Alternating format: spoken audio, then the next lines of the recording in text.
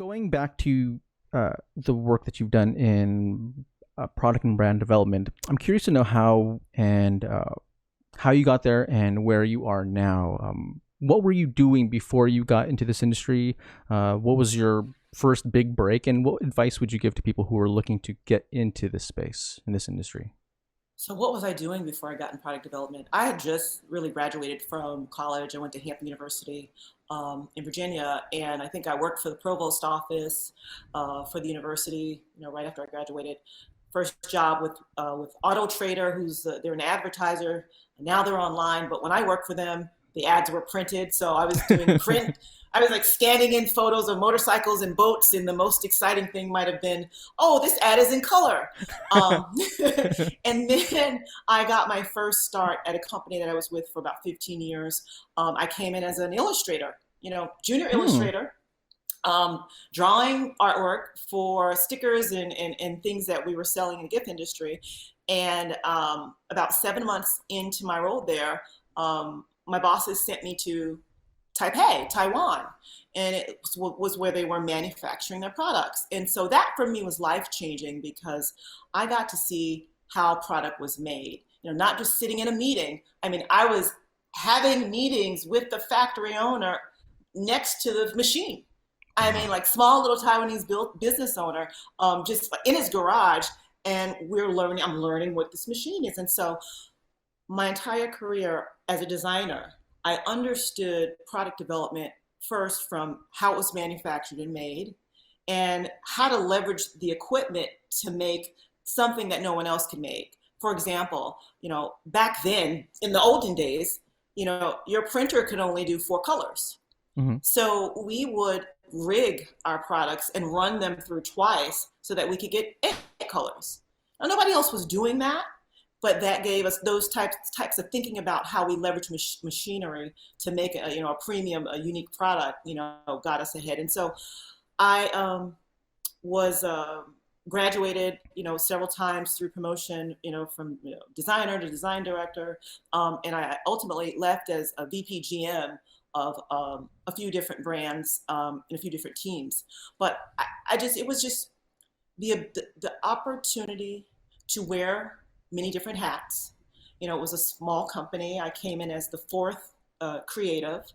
And when I left, I always like to say maybe 40 to 50 designers and creatives, to have built that team uh, through learning. It was anytime I got a challenge, it was not grumbling about having to do something. It was, oh my God, this is an opportunity to learn something new.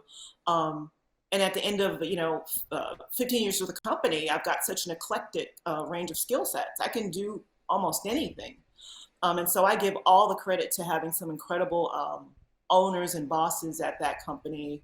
Um, and eventually, they sold it. I didn't survive the third equity transaction, and moved into another similar role for a German manufacturer, oldest manufacturer of pencils, based in Germany, and kind of did the same roles there.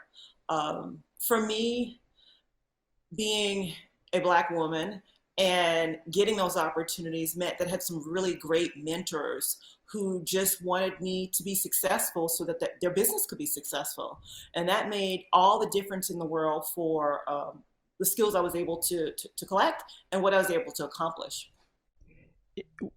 If someone wanted to get into product and brand development, and say, for example, they were in college, what is the pathway? What did you major in? What do people normally major in to get into this industry? Well, now it's pretty clear cut. I think when we were kind of hacking it when I first started, we weren't um, manufacturing the way that we were.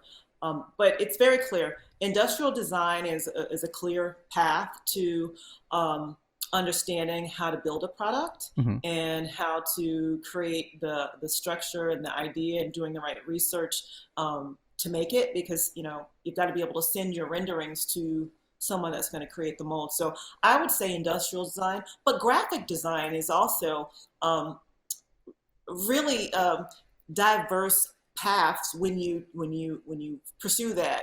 Um, the degree, because there's so many things you can do. And today, I mean, there's so many programs and so many different ways to leverage. I mean, there's the digital design, you know, in terms of building apps, and that's considered product design.